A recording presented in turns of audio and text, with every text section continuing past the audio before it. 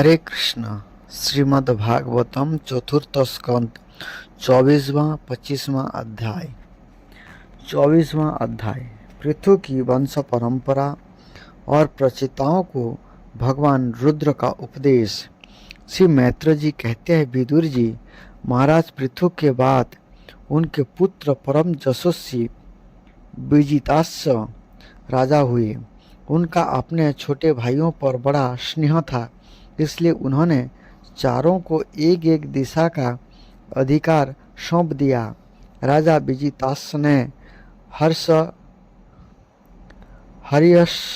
हर्यक्ष को पूर्व, धूम्रकेश को दक्षिण, वृक को पश्चिम और द्रविण को उत्तर दिशा का राज्य दिया। उन्होंने इंद्र से अंतर्ध्यान होने की शक्ति प्राप्त की थी, इसलिए उन्हें अंतर्ध्यान भी कहते हैं। उनकी पत्नी का नाम शिखंडिनी था। उससे उनके 3 सुपुत्र हुए। उनके नाम पावक, पवमान और सूची थे। पूर्व काल में वशिष्ठ जी का साप होने से उपयुक्त नाम के अग्नियों ने ही उनके रूप में जन्म लिया था। आगे चलकर योग मार्ग से ये फिर अग्नि रूप हो गए। अंतर्ध्यान के नभस्वती नाम की पत्नी से एक और पुत्र रत्न हविधान प्राप्त हुआ। महाराज अंतर्ध्यान बड़े उदार पुरुष थे। जिस समय इंद्र उनके पिता के अश्वमेध यज्ञ का घोड़ा हर कर ले गए थे, उन्होंने पता लग जाने पर भी उनका वध नहीं किया था। राजा अंतर्ध्यान ने कर लेना, दंड देना, जुर्माना वसूल करना आदि कर्तव्य को बहुत कठोर एवं दूसरे के लिए कष्टदायक समझकर वह दीर्घकालीन यज्ञ में दीक्षित होने के बहाने अपना राजकाज छोड़ दिया। यज्ञ कार्य में लगे रहने पर भी उन आत्मज्ञानी राजा ने भक्त भयभंजन पूर्णतम परमात्मा की आराधना करके सुदृढ़ समाधि के द्वारा भगवान के दिव्य लोक को प्राप्त किया। विदुर जी, हविधान की पत्नी हविधानी ने हविषद, गौय, शुक्ल, कृष्ण, सत्य और जितव्रत नाम के 6 पुत्र पैदा किए। कुरुश्रेष्ठ विदुर जी, इनमें हविधान के पुत्र महाभाग बहिष्यद, यज्ञ आदि कर्मकांड और योगाभ्यास में कुशल थे। उन्होंने प्रजापति का पद प्राप्त किया। उन्होंने एक स्थान के बाद दूसरे स्थान में लगातार इतने यज्ञ किए कि वह सारी भूमि पूर्व की ओर अग्रभाग करके फैलाए हुए कुशों से पट गई थी। इससे आगे चलकर ये प्राचीन ब्रोही नाम से विख्यात हुए। राजा प्राचीन ब्रोही ने ब्रह्मा जी के कहने से समुद्र की कन्या शतद्रुति से विवाह किया था। सर्वांग सुंदरी किशोरी शतद्रुति सुंदर वस्त्र आभूषण से सज धज कर विवाह मंडप में जब भांवर देने के लिए घूमने लगी, तब स्वयं अग्निदेव भी मोहित होकर उसे वैसे ही चाहने लगे जैसे सुख की चाह था। नवविवाहिता शतद्रुति ने अपने नूपुरों की झनकार से ही दिशा विदिशाओं के देवता, असुर, गंधर्व, मुनि, सिद्ध, मनुष्य और नाग सभी को बस में कर लिया था। शतद्रुति के गर्भ से प्राचीन ब्रोही के प्रचेता नाम के 10 पुत्र हुए। ये सब बड़े ही धर्मज्ञ तथा एक से नाम और आचरण वाले थे। जब पिता ने उन्हें संतान उत्पन्न करने का आदेश दिया, तब उन सब ने तपस्या करने के लिए समुद्र में प्रवेश किया। यहाँ 10,000 वर्षों तक तपस्या करते हुए उन्होंने तप का फल देने वाले श्री हरि की आराधना की। घर से तपस्या करने के लिए जाते समय मार्ग में श्री महादेव जी ने उन्हें दर्शन देकर कृपा पूर्वक जिस तत्व का उपदेश दिया था उसी का ये एकाग्रता पूर्वक ध्यान जप और पूजन करते रहे। विदुर जी ने पूछा, ब्राह्मण, मार्ग में प्रचेताओं का श्री महादेव जी के साथ किस प्रकार समागम हुआ और उन पर प्रसन्न होकर भगवान शंकर ने उन्हें क्या उपदेश किया? यह सारयुक्त बात आप कृपा करके मुझे कहिए। ब्रह्मर्षि, शिव जी के साथ समागम होना तो देहधारियों के लिए बहुत कठिन है। औरों की तो बात ही क्या है, मुनिजन सब प्रकार की आसक्ति छोड़कर उन्हें पाने के लिए उनका निरंतर ध्यान ही किया करते हैं, किंतु सहज में पाते नहीं। यद्यपि भगवान शंकर आत्माराम है, उन्हें अपने लिए न कुछ करना है न पाना, तो भी इस लोक सृष्टि की रक्षा के लिए यह अपनी घोर रूपा शक्ति शिवा के साथ सर्वत्र विचरते रहते हैं।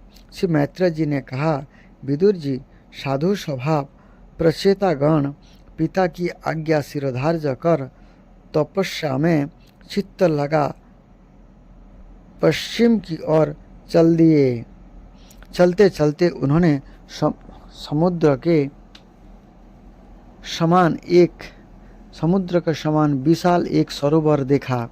यह महापुरुषों के चित्त के समान बड़ा ही स्वच्छ था तथा उसमें रहने वाले मत्स्य आदि जल जीव भी प्रसन्न जान पड़ते थे।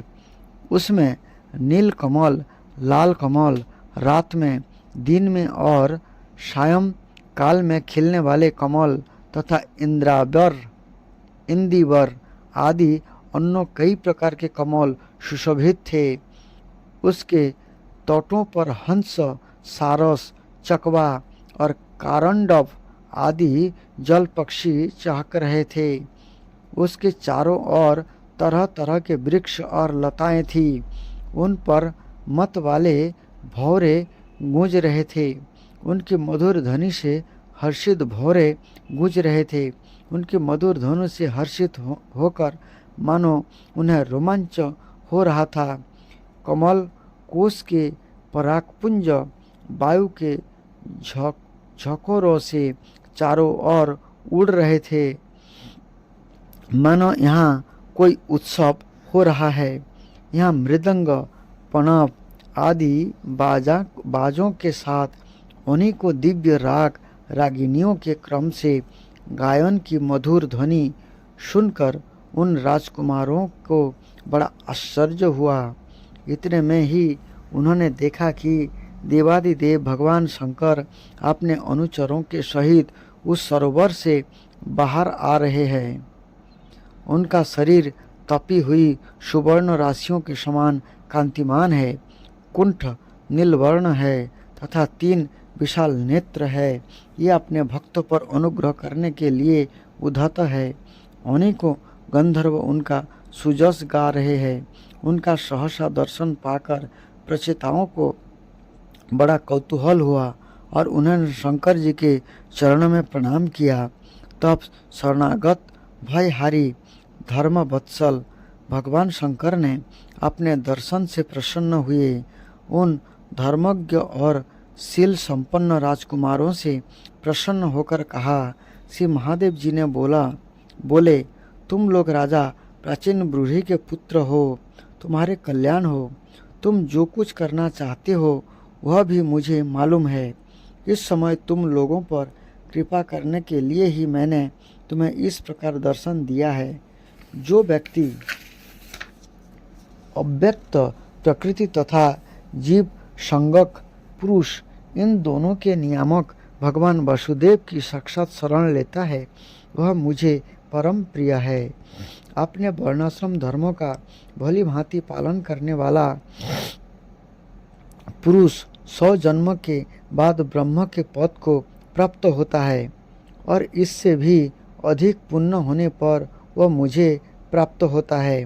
परंतु जो भगवान का अनन्य भक्त है यह तो मृत्यु के बाद ही सीधे भगवान विष्णु के उस सर्वत्र प्रपंचतीत परम पद को प्राप्त हो जाता है, जिसे रुद्र रूप में स्थित मैं तथा अन्य अधिकारिक देवता अपने अपने अधिकार की समाप्ति के बाद प्राप्त करेंगे। तुम लोग भगवत भक्त होने के नाते मुझे भगवान के समान ही प्यारे हो। इसी प्रकार भगवान के भक्तों को भी मुझसे बढ़कर और कोई कभी प्रिय नहीं होता। अब मैं तुम्हें एक बड़ा ही पवित्र, मंगलमय और कल्याणकारी स्तोत्र सुनाता हूँ। इसका तुम लोग शुद्ध भाव से जप करना। श्री मैत्र जी कहते हैं, तब नारायण परायण करुणा हृदय भगवान शिव ने आपने सामने हाथ जोड़े खड़े हुए उन राजपुत्रों को यह स्तोत्र सुनाया। भगवान रुद्र स्तुति करने लगे, भगवान आपका उत्कर्ष उच्च कोटि के आत्मज्ञानियों के कल्याण के लिए, निजानंद लाभ के लिए है। उससे मेरा भी कल्याण हो। आप सर्वदा अपने निरतिशय परमानंद स्वरूप में ही स्थित रहते हैं। ऐसे सर्वात्मक आत्मस्वरूप आपको नमस्कार है। आप पद्मनाभ समस्त लोकों के आदि कारण है। भूत सूक्ष्म तन्मात्र और इंद्रियों के नियंता, शांत, एक रस और स्वयं प्रकाश वासुदेव चित्त के अधिष्ठाता भी आप ही है। आपको नमस्कार है। आप ही सूक्ष्म, अव्यक्त, अनंत और मुखाग्नि के द्वारा संपूर्ण लोकों का संहार करने वाले अहंकार के अधिष्ठाता संकर्षण और जगत के उत्कृष्ट ज्ञान के उद्गम स्थान बुद्धि के अधिष्ठाता प्रद्युम्न है। आपको नमस्कार है। आप ही इंद्रियों के स्वामी, मनस्तत्व के अधिष्ठाता भगवान अनिरुद्ध है। आपको बार बार नमस्कार है। आप अपने तेज से जगत को व्यक्त करने वाले सूर्यदेव है। पूर्ण होने के कारण आप में वृद्धि और क्षय नहीं होता। आपको नमस्कार है।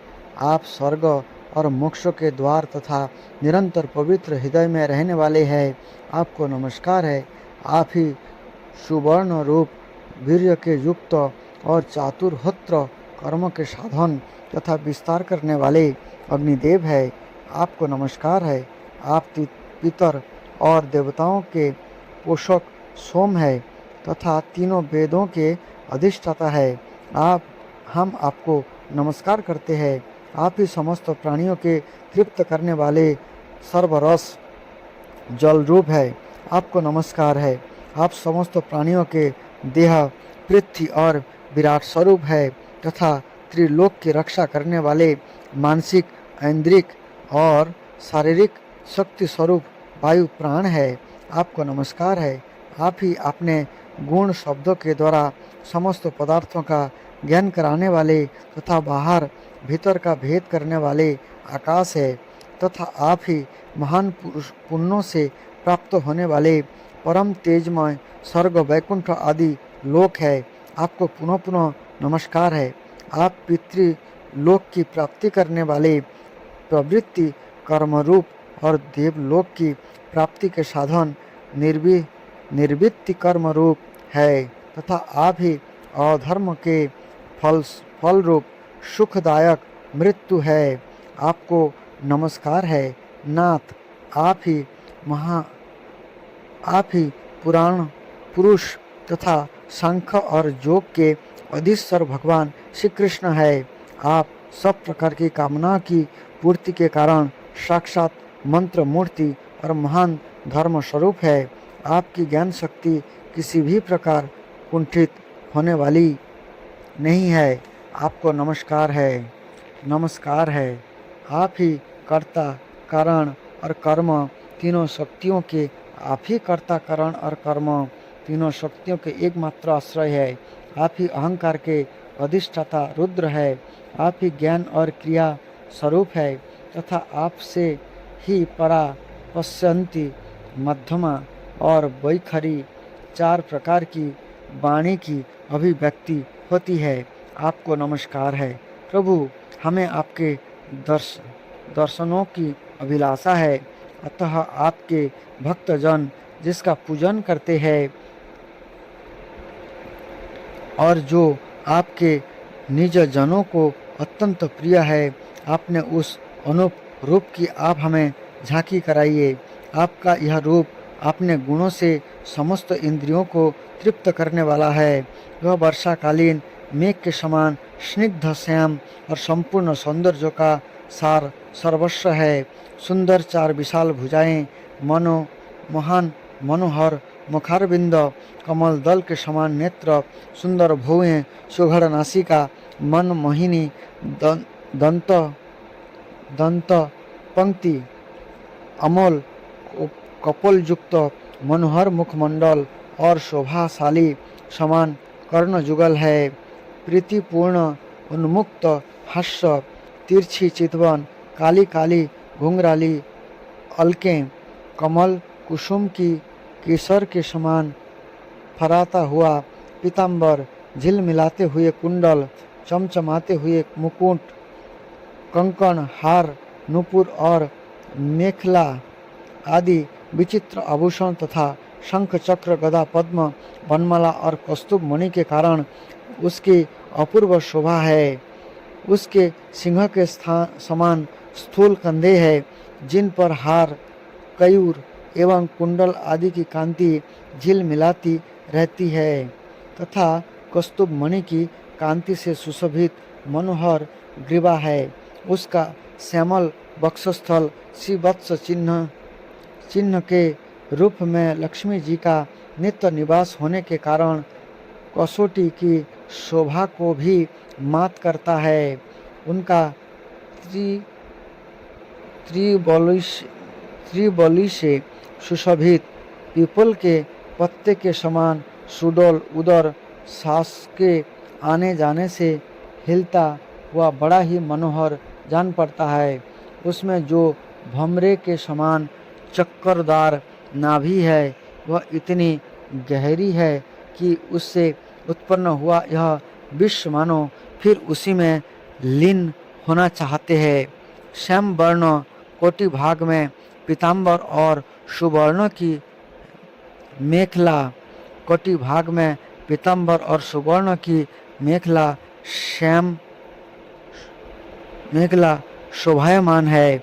समान और सुंदर चरण, पिंडली, जांग और घुटनों के कारण आपका दिव्य विग्रह बड़ा ही सुघड़ जान पड़ता है। आपके चरण कमल की शोभा शरद ऋतु के कमल दल की कांति का भी तिरस्कार करती है। उनके नखों से जो प्रकाश निकलता है वह जीवों के हृदयांधकार को तत्काल नष्ट कर देता है। हमें आप कृपा करके भक्तों के भय हरि एवं आश्रय स्वरूप उसी रूप का दर्शन कराइए। जगत गुरु, हम अज्ञान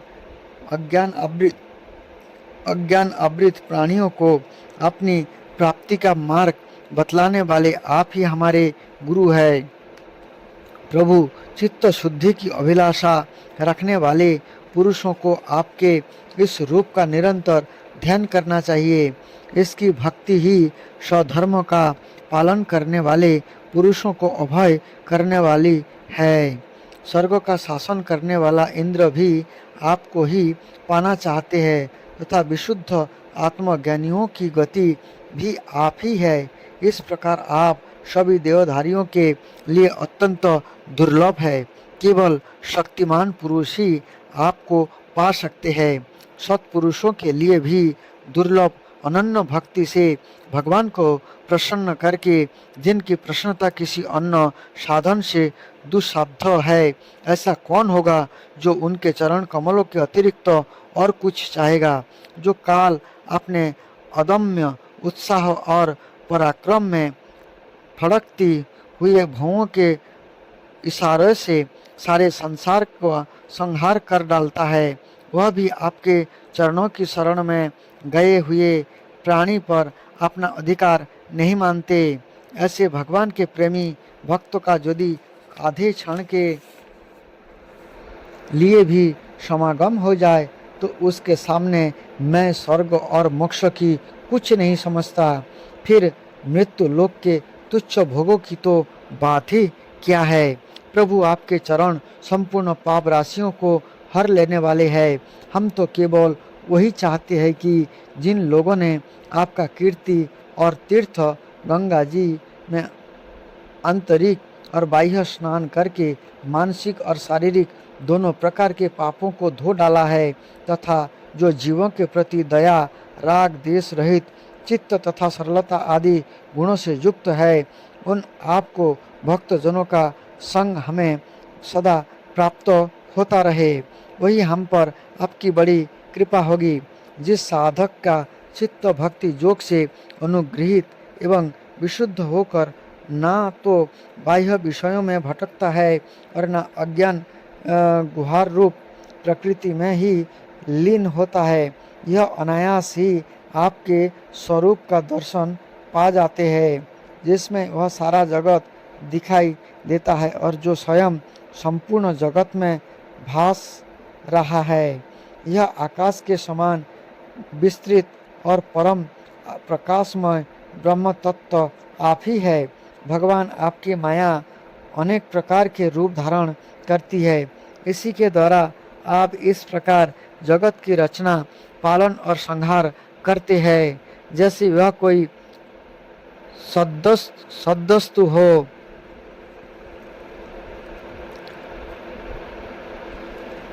किंतु इससे आप में किसी प्रकार का विकार नहीं आता। माया के कारण दूसरे लोगों में ही भेद बुद्धि उत्पन्न होती है। आप परमात्मा पर यह अपना प्रभाव डालने में असमर्थ होती है। आपको तो यह परम स्वतंत्र ही समझते हैं। आपका स्वरूप पंचभूत, इंद्रियां और अंतकरण के प्रेरक रूप से उपलक्षित होता है।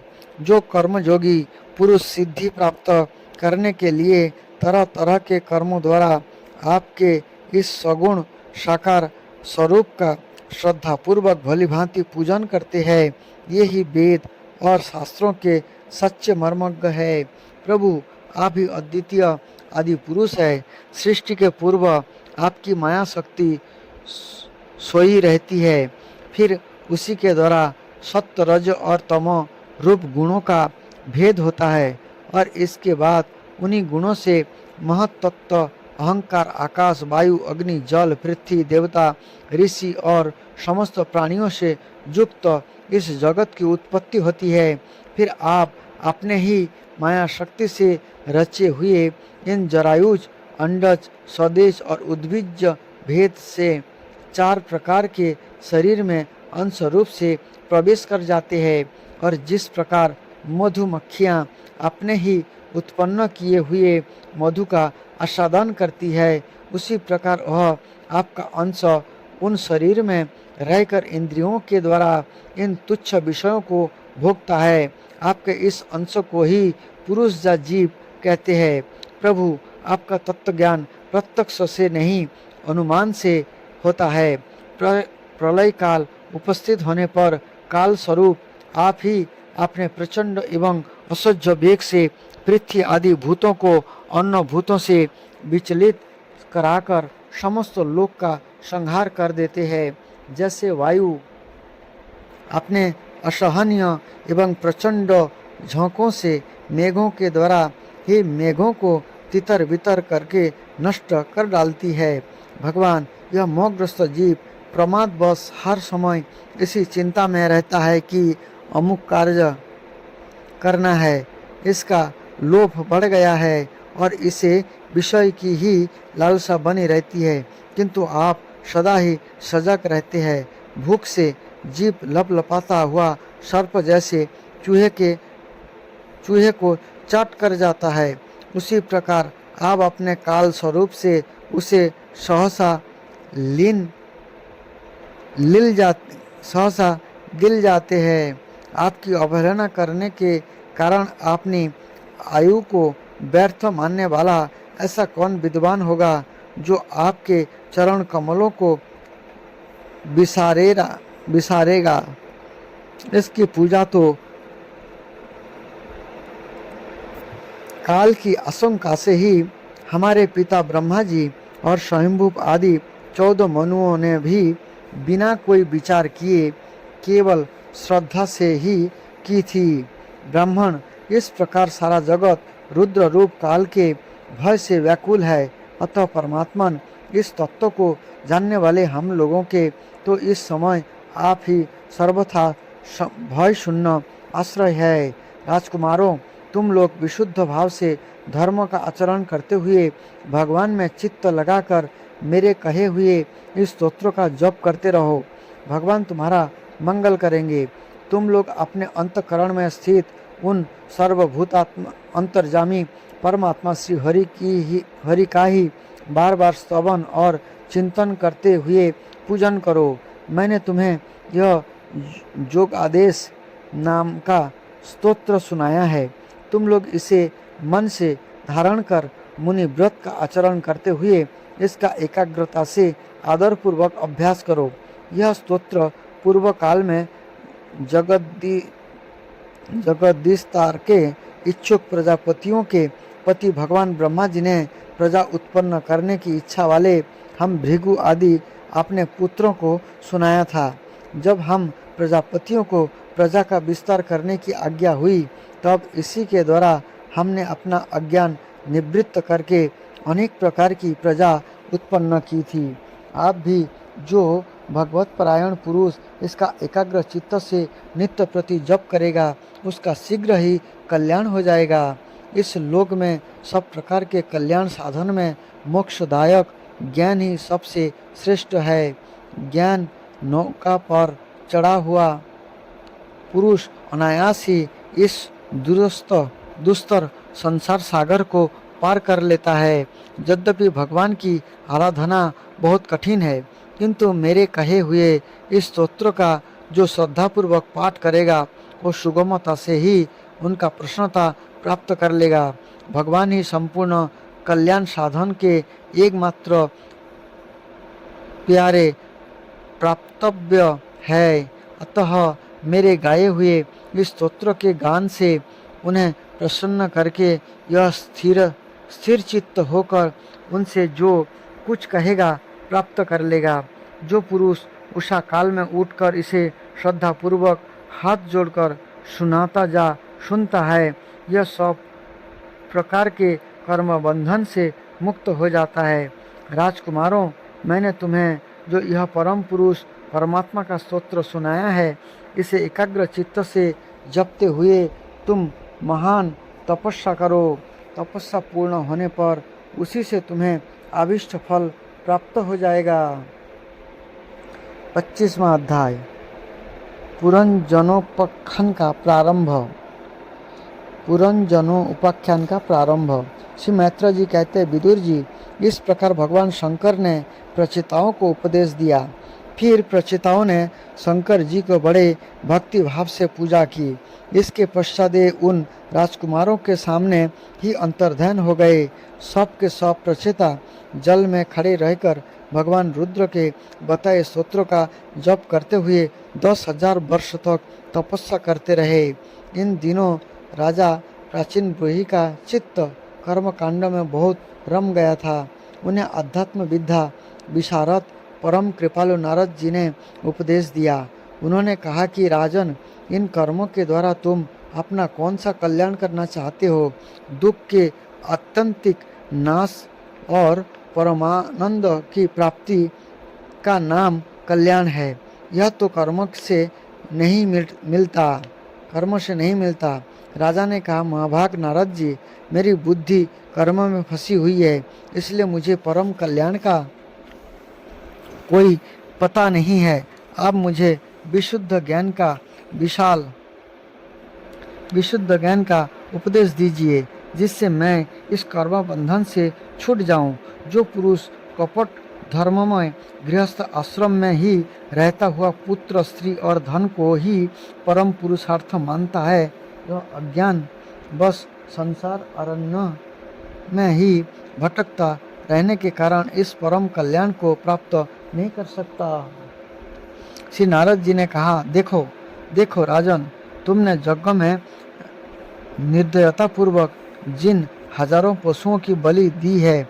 उन्हें आकाश में देखो, ये सब तुम्हारे द्वारा प्राप्त हुई पीड़ाओं को याद करते हुए बदला लेने के लिए तुम्हारे बाट देख रहे हैं। जब तुम मरकर परलोक में जाओगे तब ये अत्यंत क्रोध में भरकर तुम्हें अपने लोहे के से सींगों से छेदेंगे। अच्छा, इस विषय में मैं तुम्हें एक प्राचीन उपाख्यान सुनाता हूँ। यह राजा पुरंजन का चरित्र है। इसे तुम मुझसे सावधान होकर सुनो। राजन, पूर्व काल में पुरंजन नाम का एक बड़ा यशस्वी राजा था। उसका अभिज्ञात नामक एक मित्र था। कोई भी उसकी चेष्टाओं को समझ नहीं सकता था। राजा पुरंजन अपने रहने योग्य स्थान की खोज में सारी पृथ्वी में घुमा फिरा भी जब उसे कोई अनुरूप स्थान ना मिला तब वह कुछ उदास सा हो गया। उसे तरह तरह के भोगों की लालसा थी। उन्हें भोगने के लिए उसने संसार में जितने नगर देखे उनमें से कोई भी उसे ठीक ठीक न जाचा। एक दिन उसने हिमालय के दक्षिण तटवर्ती शिखर पर कर्मभूमि भारत खंड में एक 9 द्वारों का नगर देखा। यह सब प्रकार के सुलक्षणों से संपन्न था। तब और सब ओर से परकोटा, बागीचों, अटारियों, खाइयाँ, झारखों और राजद्वारों से सुशोभित था और सोने, चांदी तथा लोहे के शिखरों वाले विशाल भवनों से खचाखच भरा था।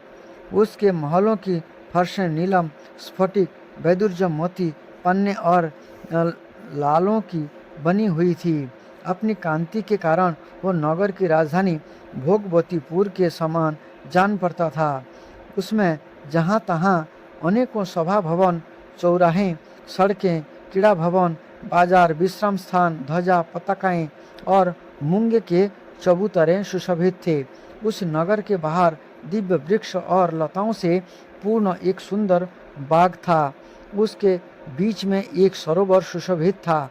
उसके आसपास अनेकों पक्षी भांति भांति की बोली बोल रहे थे तथा भौरे गुंजार कर रहे थे। सरोवर के तट पर जो वृक्ष थे उनकी डालियां और पत्ते शीतल झरना के जल कणों से मिली हुई वासंती वायु के झकोरों से हिल रहे थे। इस प्रकार ये तटवर्ती भूमि की शोभा बढ़ा रहे थे। वहाँ के वन्य पशु भी मुनि जनोचित अहिंसा आदि व्रतों का पालन करने वाले थे, इसलिए उनसे किसी को कोई कष्ट नहीं पहुँचता था। यहाँ बार बार जो कोकिल की कुहू ध्वनि होती थी उससे मार्ग में चलने वाले बटोहियों को ऐसा भ्रम होता था मानो वह बगीचा विश्राम करने के लिए उन्हें बुला रहा है। राजा पुरंजन ने इस अद्भुत वन में घूमते घूमते एक सुंदरी को आते देखा जो अकस्मात इधर चली आई थी। इसके साथ 10 सेवक थे जिसमें से प्रत्येक 100 नायिकाओं का पति था। एक 5 फन वाला सांप उसका द्वारपाल था, वही उसकी सब ओर से रक्षा करता था। यह सुंदरी भोली भाली किशोरी थी और विवाह के लिए श्रेष्ठ पुरुष को खोज में थी। उसकी नासिका, दंत पंक्ति, कपोल और मुख बहुत सुंदर थे। उसके समान कानों में कुंडल झिलमिला रहे थे। उसका रंग श्यामला था। कटी प्रदेश सुंदर था।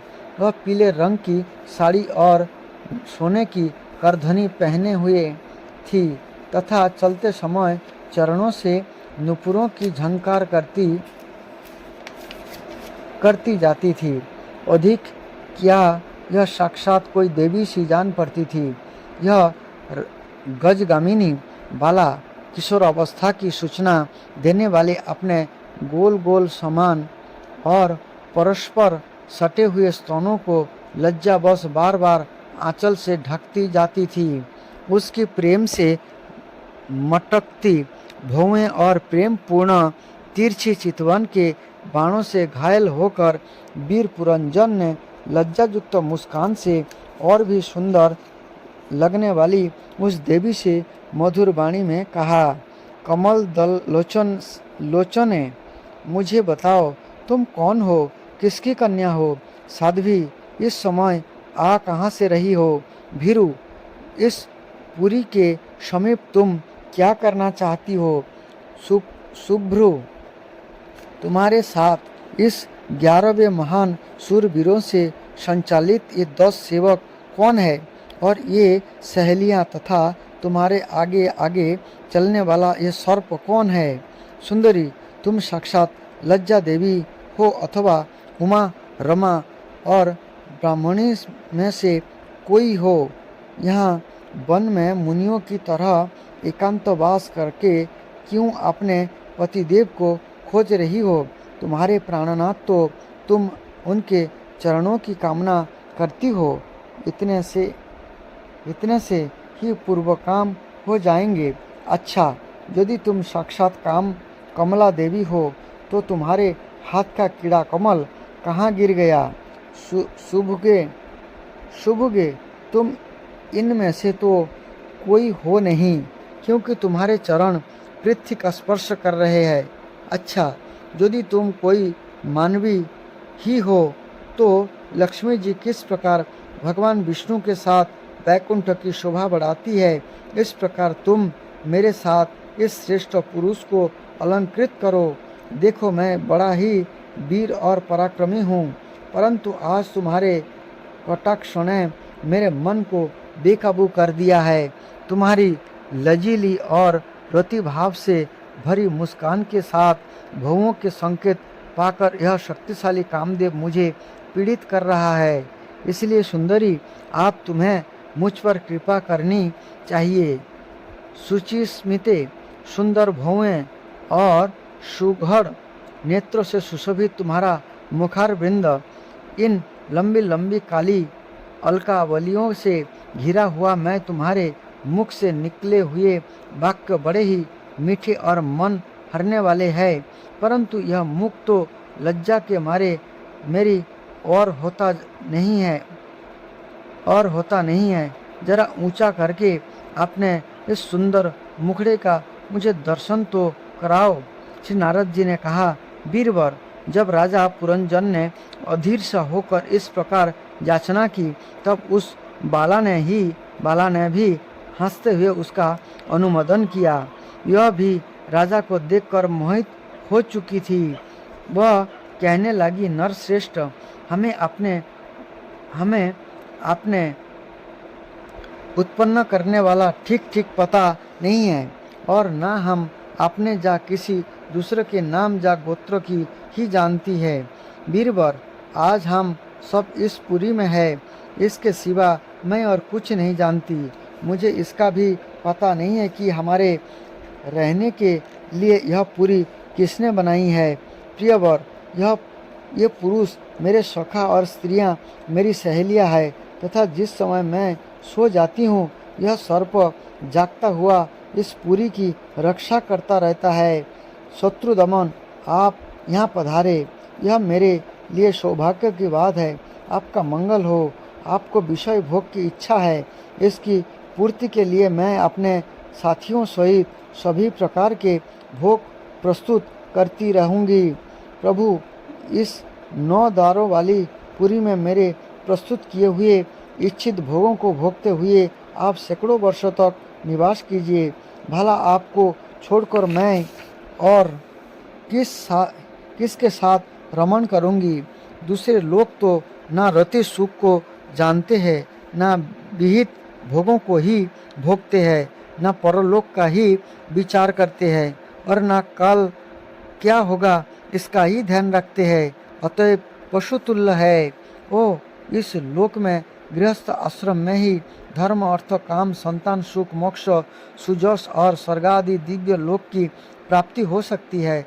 संसार त्यागी जाति जन तो इन सब की कल्पना भी नहीं कर सकते। महापुरुषों का कथन है कि इस लोक में पितर देव, ऋषि, मनुष्य तथा संपूर्ण प्राणियों के और अपने भी कल्याण का आश्रय एकमात्र गृहस्थ आश्रम ही है। वीर शिरोमणे, लोक में मेरी जैसी कौन स्त्री होगा जो स्वयं प्राप्त हुए आप जैसे सुप्रसिद्ध, उदार चरित्र और सुंदर पति को वरण ना करेगी। महाबाहो, इस पृथ्वी पर आपकी सांप जैसे गोलाकार सुकोमल भुजाओं में स्थान पाने के लिए किस कामिनी का चित्त न ललचावेगा। आप तो अपनी मधुर मुस्कानमयी करुणापूर्ण दृष्टि से हम जैसे अनाथों के मानसिक संताप को शांत करने के लिए ही पृथ्वी में विचर रहे हैं। श्री नारद जी कहते, राजन, उन स्त्री पुरुषों ने इस प्रकार एक दूसरे को बात का समर्थन कर फिर 100 वर्षों तक उस पुरी में रहकर आनंद भोगा। गायक लोक सुमधुर स्वर में यहाँ जहाँ तहाँ राजा पुरंजन की कीर्ति गाया करते हैं। जब ग्रीष्म ऋतु आती तब वह अनेकों स्त्रियों के साथ सरोवर में घूमकर जल क्रीड़ा करता। उस नगर में जो 9 द्वार थे उनमें से 7 नगरी के ऊपर और 2 नीचे थे। इस नगर का जो कोई राजा होता, इसके पृथक पृथक देश में जाने के लिए ये द्वार बनाए गए थे। राजन, इनमें से 5 पूर्व, 1 दक्षिण, 1 उत्तर और 2 पश्चिम की ओर थे। उनके नामों का वर्णन करता हूँ। पूर्व की ओर खदोता और अभिमुखी नाम से 2 द्वार एक ही जगह बनाए गए थे। उनमें होकर राजा पुरंजन अपने मित्र धूमान के साथ विभ्राजित नामक देश को जाया करता था। इसी प्रकार इस और नलिनी और नालिनी नाम के 2 द्वार और भी एक ही जगह बनाए गए थे। उनसे होकर यह अवधूत के साथ सौरभ नामक देश को जाता था। पूर्व दिशा की ओर मुख्य नाम का जो 5वां द्वार था, उसमें होकर यह रसज्ञ और विपण के साथ क्रमशः बहुदन और अपन नाम के देश को जाता था। पुरी के दक्षिण की ओर 2 पितृहु नाम का द्वार था। उसमें होकर राजा पुरंजन श्रुतधर के साथ दक्षिणांचल देश को जाता था। उत्तर की ओर जो देवहु नाम का द्वार था, उससे श्रुतधर के ही साथ वह उत्तरांचल देश को जाता था। पश्चिम दिशा में अशुरी नाम का दरवाजा था। उसमें होकर वह दुर्मत के साथ ग्रामक देश को जाता था तथा नैऋत्य नाम का जो दूसरा पश्चिम द्वार था, उससे लुब्धक के साथ यह बैशक नाम के देश को जाता था। इस नगर के निवासियों में निर्वाक और पेशकृत ये 2 नागरिक अंधे थे। राजा पुरंजन आँख वाले नागरिक का अधिपति होने पर भी इन्हीं की सहायता से जहाँ तहाँ जाता और सब प्रकार के कार्य करता था। जब कभी अपने प्रधान सेवक विशुचिन के साथ अंतपुर में जाता, तब उसे स्त्री और पुत्र के कारण होने वाले मोह, प्रसन्नता एवं हर्ष आदि विकारों का अनुभव होता। उसका चित्त तरह तरह के कर्म में फंसा हुआ था और काम परवश होने के कारण वह मूढ़ रमणी के द्वारा ठगा गया था। उसकी रानी जो जो काम करती थी वही वह भी करने लगता था। यह जब मदपान करती तब वो भी मदिरा पीता और मद से उन्मत्त हो जाता था। जब वह भोजन करती तब आप भी भोजन करने के लगता और कुछ कुछ चबाती तब आप भी वही वस्तु चबाने लगता था। इसी प्रकार कभी उसके गाने पर गाने लगता, रोने पर रोने लगता, हंसने पर हंसने लगता और बोलने पर बोलने लगता।